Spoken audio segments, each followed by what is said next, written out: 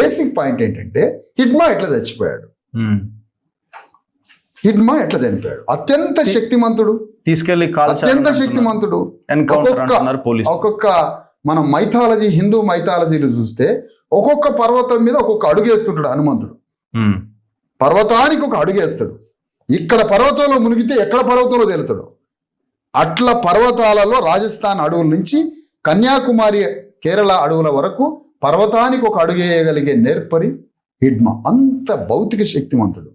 ఎట్లా చనిపోయాడు? భౌతిక శక్తి ఎంత ఉన్నా బ్రెయిన్ ముందు చచ్చిపోతాడు. ఇక్కడ హిడ్మా చనిపోవడానికి మేము మహాభారతంలో ఉన్న ఒక స్టోరీని, కథని ఇక్కడ కంపేర్ చేస్తున్నాం. మహాభారత యుద్ధంలో ధర్మరాజు, పాండవులు కౌరవుల మీద యుద్ధం చేయడానికి ఒక అత్యంత శక్తిమంతుడి కోసం వెతుకుతారు. ఆ భయంకరమైన క్రీకారణ్యంలోకి పోయి బర్బరీకుడు అనే ఒక మహాబలవంతుడిని తీసుకొస్తారు. బర్బరీకుడికి ఏం చెప్తారంటే ధర్మం కోసం యుద్ధం చేయాలని చెప్తారు.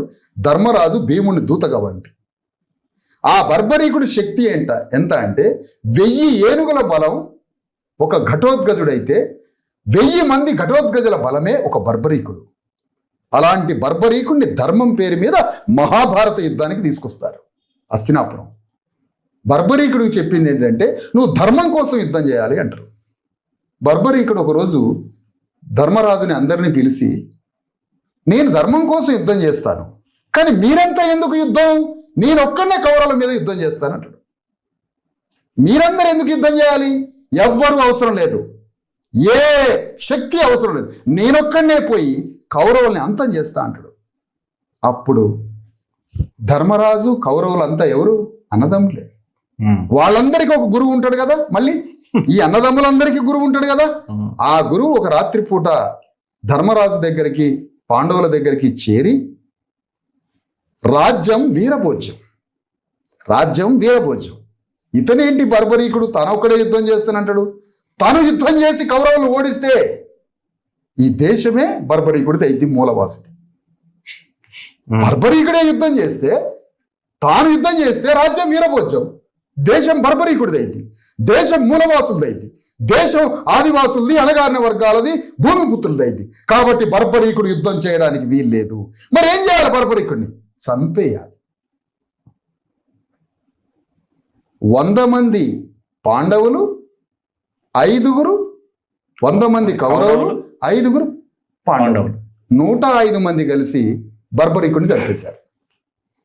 ధర్మం పక్షాన పాండవులు, అధర్మం పక్షాన కౌరవులు. కానీ స్వధర్మం తెలియని బర్బరీకుడు చచ్చిపోయాడు. బర్బరీకుడే స్వధర్మం తెలుసుకొని యుద్ధం చేస్తే ప్రధానమంత్రి సింహాసనం మీద కూర్చుంటాడు. మహాభారత యుద్ధం జరగకపోయేది. బర్బరీకుడే ఈ దేశాన్ని పరిపాలించేవాడు. బర్బరీకుడిని 2 కలిసి చంపారు. మేమేమనుకుంటున్నాం అంటే మావోయిస్టు పార్టీలో ఉన్న అగ్రకులాల పాత్ర కూడా ఉందా హిడ్మా చచ్చిపోవడానికి? పోలీసుల పాత్రతో పాటుగా ఉంటుందా? పోలీసుల పాత్రతో పాటు మావోయిస్టు పార్టీలో ఉన్న అగ్రకులాల పాత్ర కూడా ఉందా? వరల్డ్లో, ప్రపంచంలో వామపక్ష తీవ్రవాదంలో ఏ దేశంలో నష్టపోనంతగా ఈ దేశంలో అణగారిన బిడ్డలు ఎందుకు నష్టపోయారు రఘు గారు? అటువైపు కూడా నష్టం జరిగింది కదా, అట్లాంటి వాళ్ళు ఎవరు చనిపోలేదా ఇంత? అందుకనే మేము అంటున్నాం సార్, అటువైపు నష్టపోవటానికి కూడా ఇరు వర్గాల్లో ఉన్న అగ్రకులాలే కారణం. ఇటువైపు నష్టపోవడానికి కూడా ఇరువైపు ఉన్న అగ్రవర్ణాలే కారణం కావచ్చు. పోలీసుల్లో ఉన్న అణగారిన వర్గాలు చావడానికి, మావోయిస్ట్ పార్టీలో ఉన్న అణగారిన వర్గాలు చనిపోవడానికి. నేను వాళ్ళలో చనిపోయిన త్యాగాల గురించి నేను ఎప్పుడు తక్కువ చేసి మాట్లాడలే. వాళ్ళలో త్యాగం చేసి చనిపోయిన వారు యొక్క త్యాగాలు వృధా అయినాయి అని కాంచీరామ్ దగ్గర నుంచి మా వరకు వారి త్యాగాలన్నీ వృధా అవుతున్నాయి కదా. ప్రజాస్వామ్యంలో రాజ్యాంగబద్ధంగా రక్తపు చుక్క కారకుండా, బై ఫోర్స్ ఆర్మ్డ్ స్ట్రగుల్ లేకుండా, భుజబలం లేకుండా, ఆయుధం లేకుండా మనిషి హృదయాన్ని ట్రాన్స్ఫార్మ్ చేసుకుంటూ అభిప్రాయంతో రాజ్యానికి రావచ్చు అని ప్రపంచమే మారింది కదా రఘు గారు.